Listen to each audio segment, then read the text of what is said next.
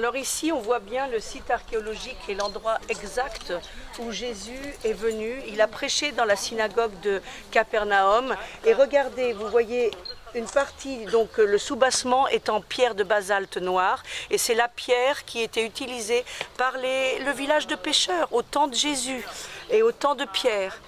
Après la destruction du temple, après Jésus, les Juifs vont être chassés de Jérusalem par les Romains. Les Romains vont mettre une légion entière pour empêcher les Juifs de rester à Jérusalem. Et le Sanhédrin va venir s'installer à Tibériade, au bord du lac.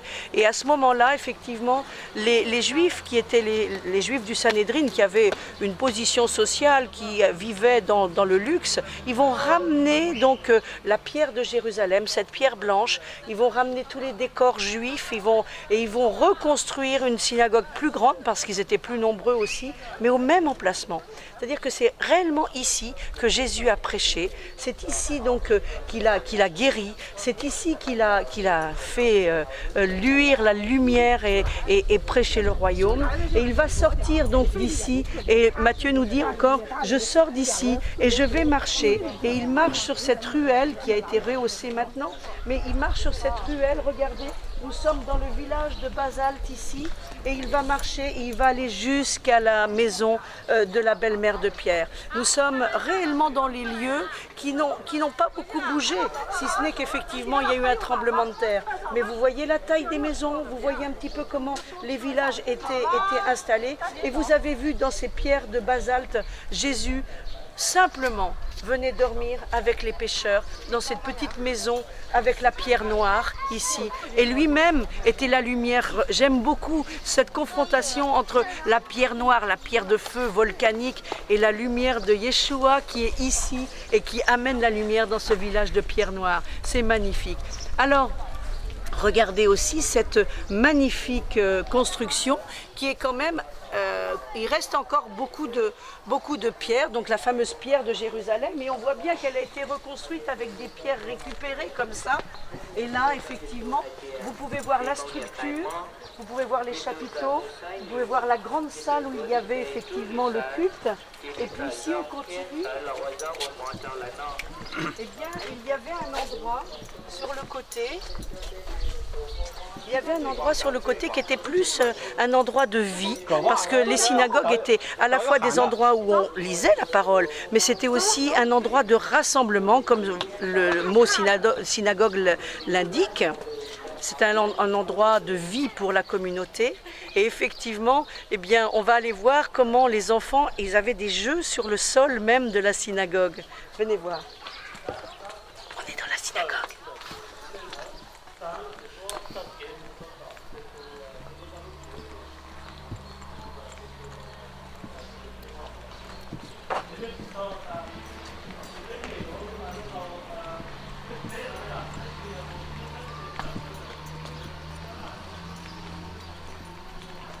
Vous voyez, on peut imaginer ici les enfants qui étaient là et qui faisaient des carrés.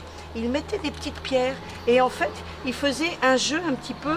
Donc, je fais une ligne, j'ai les petits cailloux, je fais une autre ligne avant toi et j'ai gagné. C'est vraiment un lieu de vie. La synagogue n'était pas comme le temple, un lieu uniquement pour la prière. C'était vraiment un lieu de vie où les femmes étaient là, les enfants étaient là. Les hommes étaient là et on voit bien d'ailleurs dans les textes que Jésus va rencontrer des femmes dans les synagogues. Donc les hommes et les femmes étaient ensemble et c'était vraiment un lieu de vie. Et c'était un lieu communautaire, un lieu où évidemment les gens se rassemblaient et dans la présence de Dieu aussi puisque la parole était là. Alors nous sommes vraiment avec... il y a aussi une émotion d'être sur les pas de Jésus ici. La plupart des villes... bibliques du temps de Jésus aujourd'hui existent toujours, il y a de plus en plus d'habitants, c'était des petits villages, c'est devenu des grandes villes, sauf ici, Capernaum, c'est plus qu'un témoignage de Pierre quelque part. Comment est-ce qu'on peut l'expliquer? Eh bien écoute, c'est clair que Jésus a maudit cette ville parce que la parole nous dit que la lumière est venue dans cette ville, mais ils ne l'ont pas vue, ils ne l'ont pas entendue. Et on peut expliquer ça de façon, c'est comme le figuier, il n'aura pas de fruits, parce qu'une malédiction de Jésus, c'est forcément une parole forte, une parole éternelle. Alors, puisque Dieu ne se repent pas ni de ses dons, mais c'est pas un Dieu pour maudire, bien sûr, nous avons un Dieu qui nous donne des bénédictions, mais c'est les hommes qui n'ont pas reconnu. Et là, effectivement, c'est un choix que nous avons tous devant nous, c'est de dire, allons-nous reconnaître la lumière de Yeshua? Allons-nous reconnaître la lumière de notre salut? C'est ça. Si nous ne le reconnaissons pas, c'est nous-mêmes qui nous maudissons, et c'est nous-mêmes qui nous empêchons de revenir à la vie. Tu comprends? C'est très clair. Et Capernaum, eh bien, malheureusement, est un endroit de mémoire. C'est quand même important parce que nous pouvons quand même marcher dans la Bible et lire ce qui s'est passé, mais c'est du témoignage. Ce témoignage, il faut simplement le garder dans le cœur et dire, eh bien, voilà, je ne vais pas être comme eux. Moi, je vais intégrer, je vais comprendre, je veux aller vers la lumière, bien sûr.